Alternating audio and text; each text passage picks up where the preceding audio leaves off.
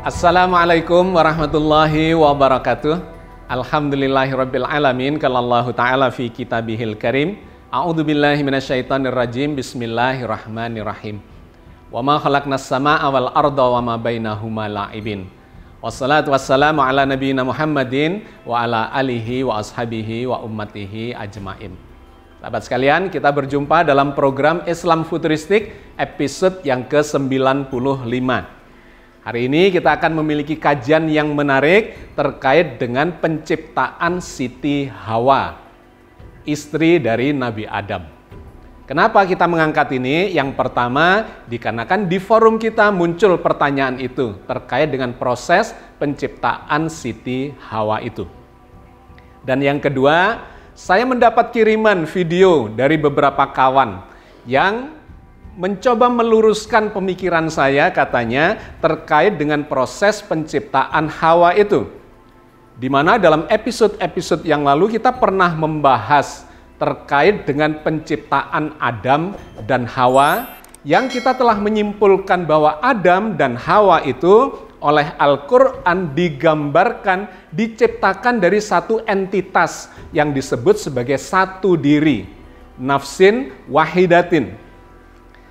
Kajian ini dibantah atau ditanggapi oleh seseorang kiai yang menyebut dirinya sebagai ulama garis lurus, lulusan atau alumni dari Mekah Al-Mukarramah. Berikut ini videonya. Ada orang berasumsi bahwasanya diciptakan Nabi Adam dan Ibu Hawa itu tiada lain adalah bayi kembar. Nah, jelas ini menyalahi dari sabda Nabi Muhammad SAW yang diriwayatkan oleh Imam Bukhari dan Muslim. Istausu bin nisa, bersikaplah yang baik kepada para wanita. Fa innal mar'ata khuliqat min dil'in, karena wanita itu diciptakan dari tulang rusuk. Sekali lagi, kalau ada orang berargumentasi bahwasanya sesungguhnya Nabi Adam dengan Ibu Hawa itu dulunya adalah bayi kembar, ini jelas sesat dan tidak boleh diyakini oleh umat Islam karena menentang hadis sahih riwayat Imam Bukhari dan Imam Muslim. Sahabat sekalian, pada intinya tanggapan ini bisa disimpulkan bahwa menurut beliaunya Siti Hawa itu diciptakan Allah dari tulang rusuk Nabi Adam. Mari kita lakukan kajiannya dengan mengambil sumber-sumber yang otoritatif. Yang pertama dari dalam Al-Quran Al-Karim. Yang kedua, kita ambil hadisnya yang digunakan oleh beliau itu untuk memberikan tanggapan. Dan yang ketiga, kita akan mengambil sumber-sumber yang lain yang terkait, yang bisa memberikan penjelasan. Sesungguhnya dari manakah sumber cerita terkait dengan diciptakannya Siti Hawa dari tulang rusuk Nabi Adam itu? Kita mulai dari sumber yang pertama, yaitu Al-Quran Al-Karim. Kita lihat di dalam Al-Quran Al-Karim ternyata tidak ada satu ayat pun yang menyebut nama Hawa. Yang ada di dalam Al-Quran adalah nama Adam. Tapi nama Hawa itu tidak pernah disebutkan. Satu. Yang kedua, apalagi proses penciptaan Siti Hawa itu juga tidak ditemukan ayatnya di dalam Al-Quran Al-Karim. Yang ada di dalam Al-Quran adalah proses penciptaan laki-laki maupun perempuan secara umum itu oleh Allah diciptakan dari satu diri. Rupanya ayat inilah yang seringkali ditafsiri oleh sebagian di antara kita bahwa satu diri itu disimpulkan sebagai Adam. Dan kemudian karena semua manusia diciptakan dari satu diri itu disimpulkan juga Siti Hawa diciptakan dari Adam. Tetapi yang fatal sesungguhnya kemudian ada kesimpulan berasal dari tulang rusuknya. Sahabat sekalian, mari kita baca ayat yang pertama dari surat An-Nisa. Ya ayuhan nasu taqu rabbakumul ladzi khalaqakum min nafsin wahidatin wa khalaqam minha zaujaha wa batsa minhuma rijalan katsira wa nisaa. Hai sekalian manusia, Bertakwalah kepada Tuhanmu yang telah menciptakan kamu sekalian dari satu diri. Dan darinya, satu diri itu, Allah menciptakan pasangannya. Dan dari pasangan itu, Allah memperkembangbiakkan laki-laki dan perempuan yang banyak. Ayat ini memberikan 3 informasi penting kepada kita. Yang pertama adalah ditujukan kepada umat manusia secara menyeluruh. Ya ayuhan nas. Karena itu, kalau kita lihat, baca pada kalimat berikutnya, maka informasi yang ada di dalamnya memang tidak bersifat khusus, melainkan bersifat umum. Di mana di bagian yang kedua dikatakan oleh ayat ini, khalaqakum min nafsin wahidah. Allah menciptakan kalian semuanya, manusia itu. Ini menggunakan kata ganti atau dhamir jamak. Khalaqakum. Allah menciptakan kalian min nafsin wahidah.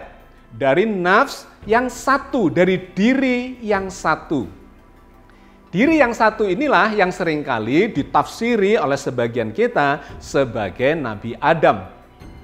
Padahal nanti akan kita lihat bahwa ternyata banyak ayat di dalam Al-Quran yang menyebutkan nafsin wahidah itu, satu diri itu, dan itu tidak merujuk kepada Nabi Adam. Melainkan kepada sebuah entitas tunggal, yang kita sudah pernah membahas ini, dan ini mengarah kepada stem cell. Di mana Adam pun diciptakan dari satu diri itu.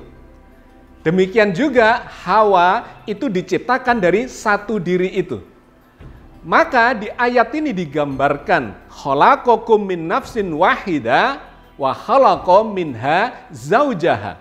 Dan Allah menciptakan dari diri yang satu itu zaujaha, pasangannya. Jadi dari satu diri itu muncullah sepasang yang mengarah kepada laki-laki dan perempuan yang banyak yang diceritakan oleh kalimat berikutnya di ayat itu. Wabatha minhuma rijalan katsira wa nisaan. Allah kemudian memperkembangbiakkan dari pasangan itu laki-laki dan perempuan yang banyak. Jadi ayat ini menggambarkan seluruh manusia, laki-laki dan perempuan yang sekarang jumlahnya miliaran itu, termasuk Adam dan Siti Hawa, itu sesungguhnya berasal dari satu diri.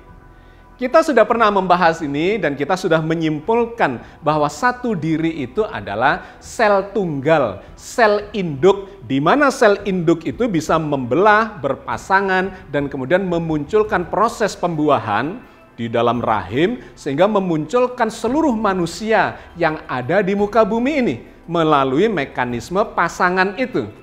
Penjelasan tentang satu diri yang menjadi cikal bakal seluruh manusia ini dan itu terjadi berkembang di dalam rahim itu diceritakan oleh Allah dalam sejumlah ayat yang lainnya.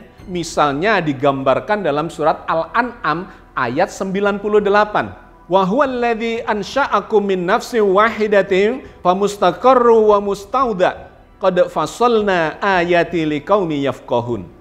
Dan dialah yang menciptakan kamu sekalian dari satu diri. Maka ada tempat menetap dan tempat penyimpanannya. Sesungguhnya telah kami jelaskan tanda-tanda kebesaran kami kepada orang-orang yang memahami. Ayat ini memberikan indikasi clue yang sangat menarik. Yang pertama dikatakan bahwa kamu sekalian, manusia ini, laki-laki maupun perempuan, itu diciptakan bersumber dari satu entitas, satu diri saja. Nah, yang menarik kemudian digambarkan di situ, satu diri itu memiliki tempat menetap dan tempat penyimpanan. Jadi ini tidak mengarah kepada Nabi Adam. Masa Nabi Adam ada tempat menetap dan ada tempat penyimpanan terhadap Nabi Adam itu? Bukan.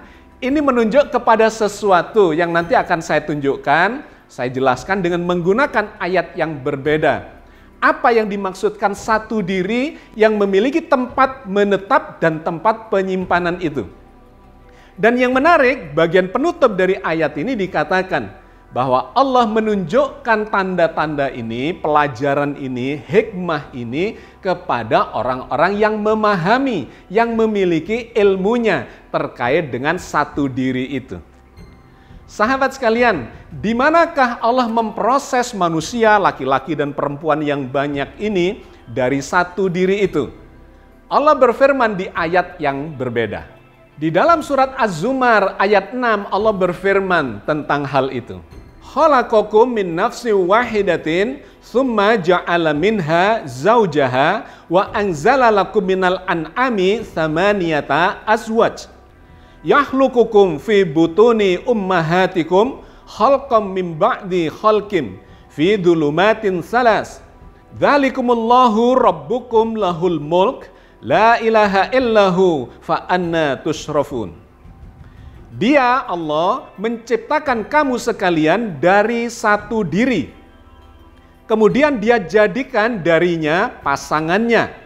Dan dia menurunkan untukmu 8 yang berpasangan dari An'am, yaitu sesuatu yang berkembang biak. Dia menjadikan kamu dalam perut ibumu kejadian demi kejadian dalam 3 kegelapan. Yang demikian itu adalah Allah, Tuhan kamu, Tuhan yang mempunyai kerajaan. Tidak ada Tuhan selain Dia, maka bagaimana kamu dapat dipalingkan? Sangat menarik, ayat ini memberikan gambaran lebih jauh, lebih detail terkait dengan penciptaan manusia, laki-laki dan perempuan yang banyak itu di dalam rahim. Awalnya digambarkan, kalian diciptakan dari satu diri, di mana Allah kemudian menciptakan dari satu diri itu pasangannya, membelah secara berpasangan. Dan yang lebih menarik kemudian Allah mengatakan bahwa Allah menurunkan 8 yang berpasangan dari An'am. Biasanya kata An'am ini digunakan untuk binatang yang berkembang biak atau ternak. Tetapi tidak tepat untuk ayat ini dikarenakan ini adalah cerita di dalam rahim. Allah menciptakan dari satu diri itu kemudian dibikin berpasangan, kemudian diturunkan dalam bentuk pasangan-pasangan itu sampai 8 atau 4 pasang, dan kemudian digambarkan Allah menciptakan kalian di dalam rahim, di dalam perut ibumu, dalam fase-fase 3 kegelapan. Maka kalau ini kita cocokkan dengan realitas penciptaan manusia di dalam rahim, kita akan mendapati fenomena yang sangat menarik. Bahwa satu diri itu adalah terbentuk dari perpaduan sel telur dengan sel spermatozoa. Itu bertemu di dalam saluran tuba falopii, yaitu saluran antara indung telur dengan rahim. Itu ada sebuah saluran di sana di mana sel telur itu akan diproduksi oleh ovarium atau indung telur dan kemudian turun menggelinding menuju ke rahim. Nah, pembuahan itu terjadinya di saluran ini, bukan di rahimnya. Ketika dibuahi di situ, sel telur kemudian bersatu dengan spermatozoa menjadi sel induk. Nah, pada saat dia menggelinding turun menuju ke rahim, maka sel induk, sel tunggal itu, satu diri itu membelah secara berpasangan. Menjadi 2, menjadi 4, menjadi 8, 16, dan seterusnya, menggelinding turun masuk ke dalam rahim. Di dalam rahim itulah kemudian dia menempel di dinding rahim. Di sana digambarkan terjadi 3 fase kegelapan di dalam perut ibunda itu. Maka kalau kita lihat data saintifiknya, 3 kegelapan itu adalah fase-fase perkembangan janin. Yang pertama adalah fase vegetatif atau fase tumbuhan, di mana sel yang tadi turun ke rahim itu akan melekat di dinding rahim. Di ayat yang berbeda disebut sebagai alaqah. Alaqah itu adalah sesuatu yang menempel di dinding rahim dan kemudian di sana mengeluarkan akarnya. Ari-ari kata orang Jawa. Ari-ari atau plasentanya itu kemudian melekat di dalam dinding rahim itu seperti akar tumbuh-tumbuhan. Al-alaq atau mu'allaq atau alaqah itu tidak memiliki bentuk atau belum berbentuk seperti manusia, sifatnya baru seperti tumbuhan. Fase berikutnya maka berkembanglah alaqah itu ada dagingnya, ada tulangnya, mengarah kepada fase hewani. Ada ekornya. Selama berhari-hari, pokoknya sebelum usia janin 40 hari, maka tidak bisa dibedakan itu embrio binatang dengan embrio manusia. Itu adalah fase hewani. Dan yang ketiga, setelah itu di atas usia 40-an hari, maka embrio itu akan berkembang secara khas ke arah janin manusia.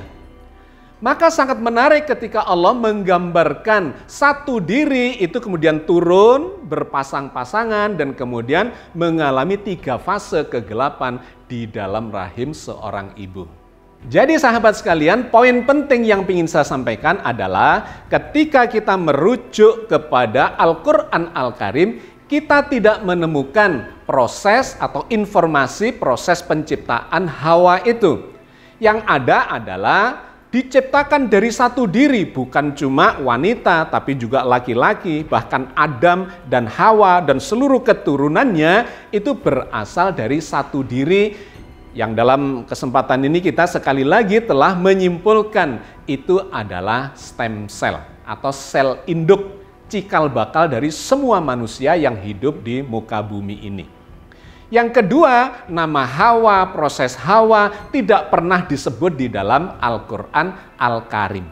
Maka dari mana Pak Kiai yang memberikan tanggapan atas kajian kita yang sebelumnya itu menyimpulkan bahwa Hawa itu diciptakan dari tulang rusuknya Adam.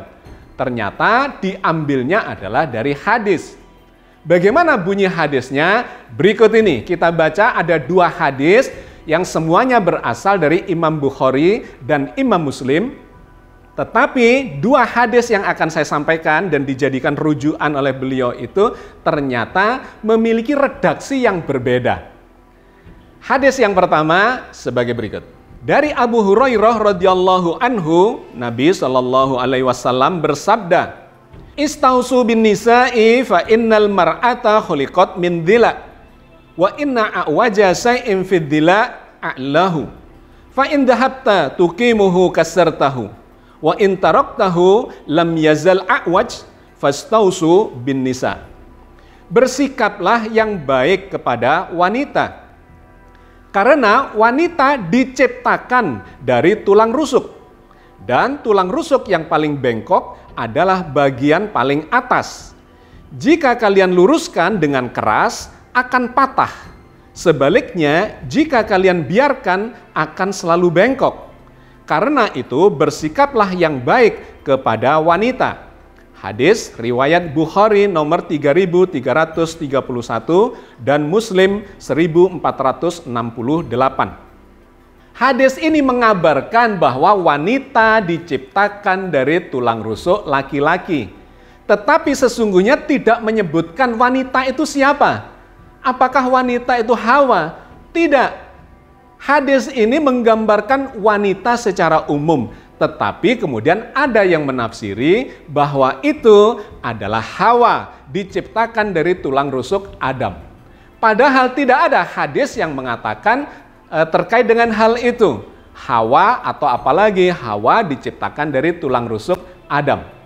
Yang menarik ada hadis yang kedua yang berasal atau bersumber dari Abu Hurairah. Sama, tetapi redaksinya berbeda. Hadis ini diriwayatkan oleh Imam Bukhari.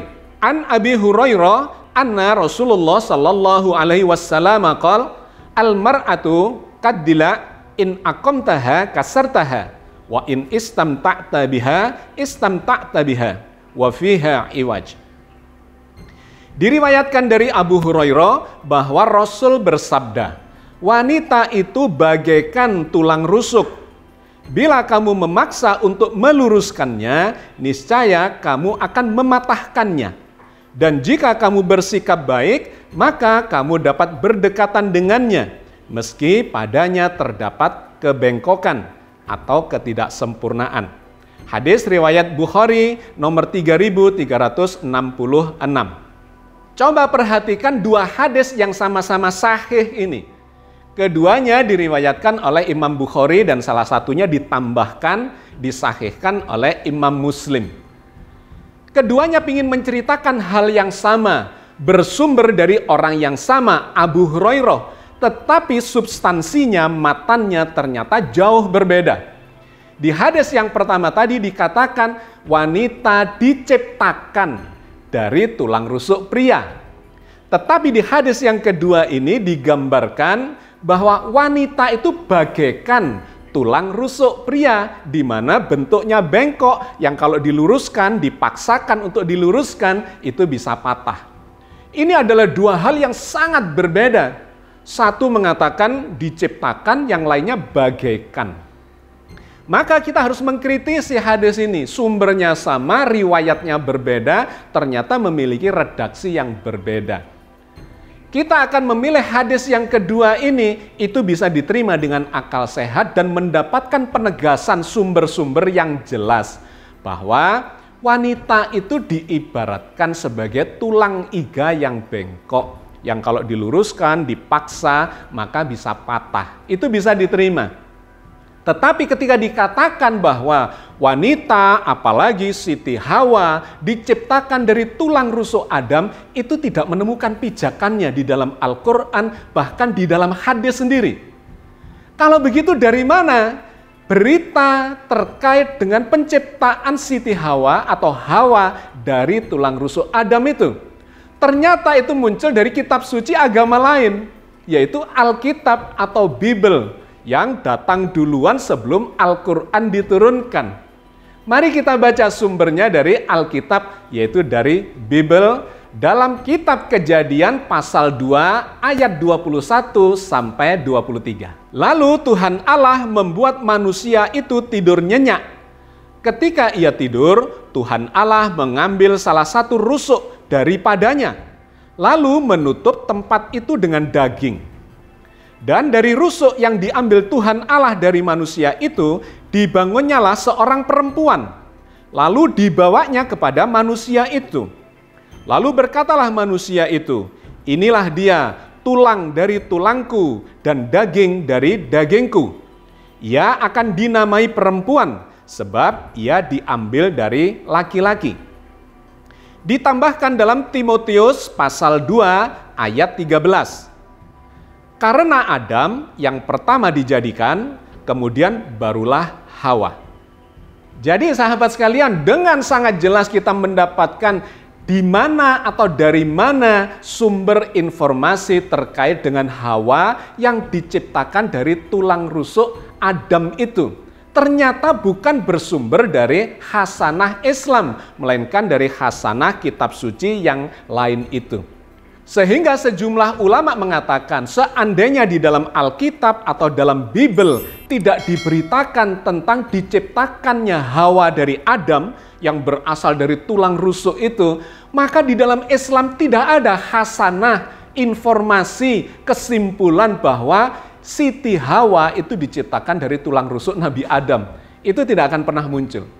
Karena memang sumbernya bukan dari Al-Quran, bukan dari Al-Hadis, apalagi dari Rasulullah, melainkan berasal dari Alkitab atau Bible di dalam kitab Kejadian dan Timotius itu.